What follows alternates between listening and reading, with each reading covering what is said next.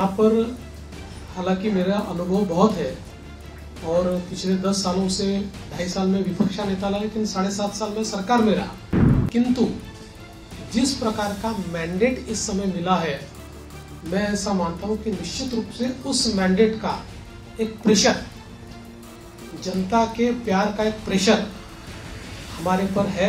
मैं उसको महसूस करता हूं कि जब अपेक्षाएं बड़ी होती है तो चुनौती भी बड़ी होती है, क्योंकि लोग आपसे अपेक्षा कर रहे हैं, तो निश्चित रूप से उसका प्रेशर मुझ पर है।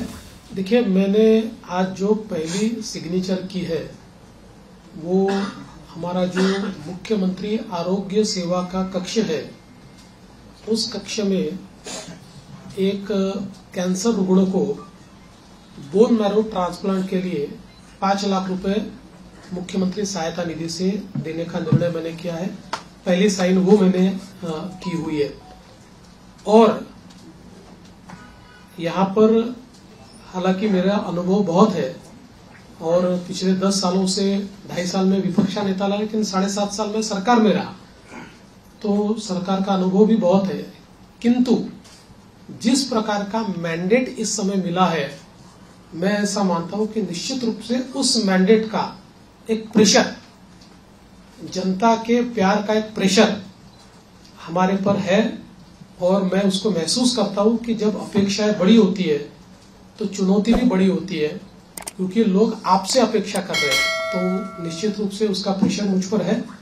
और जहां तक फिस्कल डिसिप्लिन का सवाल है, तो निश्चित रूप से उसके ऊपर हमको काम करना ही पड़ेगा, क्योंकि हमने बहुत महत्वाकांक्षी योजना की है। देखिए, क्या होता है कि नॉर्मली आप सोशल सेक्टर में और इंफ्रास्ट्रक्चर सेक्टर में, दोनों सेक्टर में एक साथ काम करते हैं, लेकिन सोशल सेक्टर का स्पेंडिंग ये हम लोगों ने 4 गुना 5 गुना बढ़ाया है, जो मैं ऐसा मानता हूं कि इकोनॉमिक्स में इसको गलत नहीं माना जाता है, क्योंकि इसका भी एक अपना रिटर्न होता है। इसके सोशल रिटर्न भी होते हैं, इसके इकोनॉमिक रिटर्न भी होते हैं, लेकिन उसका प्रेशर जरूर बजट के ऊपर आता है। तो उस बजट को बैलेंस करना ये हमारा काम होगा, हम उसको करेंगे। देखिए, पहला जो आपका सवाल है उसमें कौन सा मंत्रालय किसके पास रहेगा, ये अंतिम चरण में है, उसका निर्णय तीनों मिलकर करेंगे। यूनिलैटरली उसकी घोषणा मैं नहीं कर सकता। और जहां तक पुराने मंत्रियों का सवाल है, तो उसमें निश्चित रूप से सभी के काम का एक मूल्यमापन तो हो रहा है, मूल्यांकन हो रहा है। उस मूल्यांकन, क्योंकि हमारे जो दोनों साथी है, एकनाथ शिंदे जी ने भी और दादा ने भी, हम तीनों ने बैठकर ये तय किया है कि हम मूल्यांकन करेंगे, पुराने मंत्रियों के कामों का मूल्यांकन होगा, उसके आधार पर आगे का निर्णय होगा।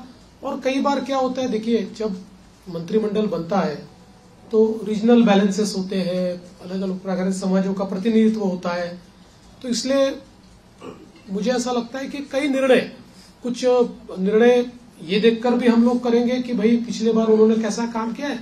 कई बार ये होता है कि किसी ने अच्छा काम भी किया होता है, लेकिन रीजनल बैलेंस में क्योंकि 3 लोगों को मंत्री पद बांटने हैं, तो आगे पीछे होता है।